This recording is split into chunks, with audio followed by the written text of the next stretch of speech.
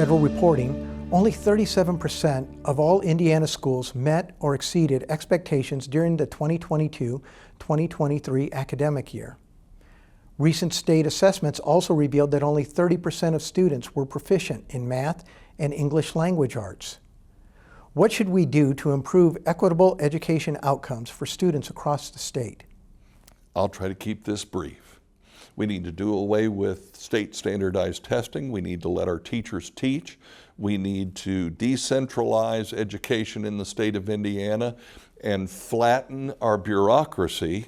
And by that I mean we need fewer administrators, fewer layers of bureaucrats in education, and more teachers and teachers' aides in the classroom teaching, as when I was a kid, they called it reading, writing, and arithmetic, right? The 3 R's. And that's what we need to focus on.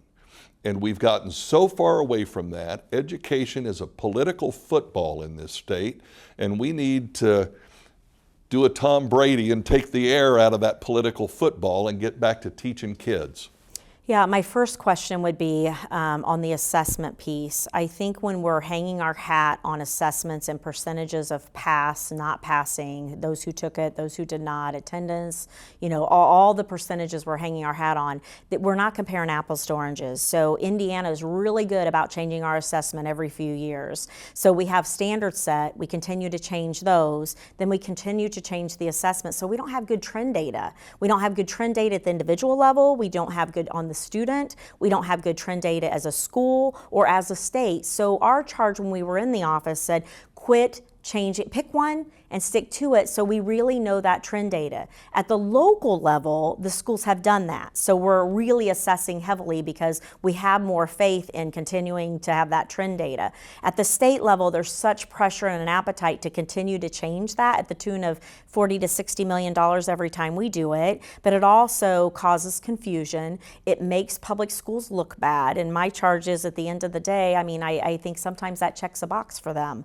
But it's unfortunate because we know we have room to grow in K-12. We know we need to increase our writing skills, our literacy, we need to increase our math skills, basic computation is a huge concern. We know where those concerns lie. We need good data to make informed decisions. Then we also need research-based instructional programs and approaches that are well received and well spread across the state of Indiana. We have also not done a good job with that because too many times we are controlled on what can be done based on a national organization from here has given us a lot of money in the state of Indiana to be the the experimental state, and we've jumped all over that. So our kids have been an experiment for 20 years, and it is time to get back to what works, what's research-based, what assessments are reliable and valid. We're not asking for the moon here. We're asking for just best practices, but it is concerning. But I feel like we really don't know where our kids are performing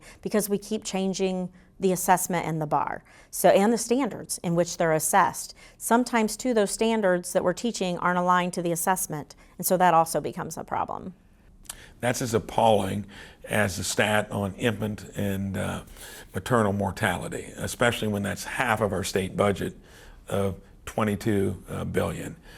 So I'm a believer that you've got to have choice and competition when you're trying to do something better, especially if the status quo has not been giving you the results you're looking for. I think that's a combination of technology. It's a combination of if you can put resources together, maybe starting the educational journey earlier, and that comes up as a discussion. And I think that's important. What we've got currently is not working, and that feeds into the workforce discussion we had. Not to mention, if you want to do something in higher education where that's required. So somehow we've got to find that sweet spot of resources. Teachers are probably underpaid. We probably put too much money in administration and buildings. All of that's got to change with the proper metrics to go along with it. Because the stats you just recited, I can tell you, a lot of our geopolitical competitors are not going to be sporting stats like that. So they found a way to do it, and we'll need to look maybe broadly to find out what is working. I think it worked before many, many years ago. I guess you go back to the single room schoolhouse, to where you were devoting more time and energy into the basics of education. Why it's not working now, when it seems like we'd have the resources, the technology to even make it easier, somewhere we're missing what that sweet spot is. And I think, again, that's probably crafted by entrepreneurial states. One state figures it out, shares a best practice with others. That's the kind of approach I'll take, because it's been elusive and it's still ending up with stats like you just recited.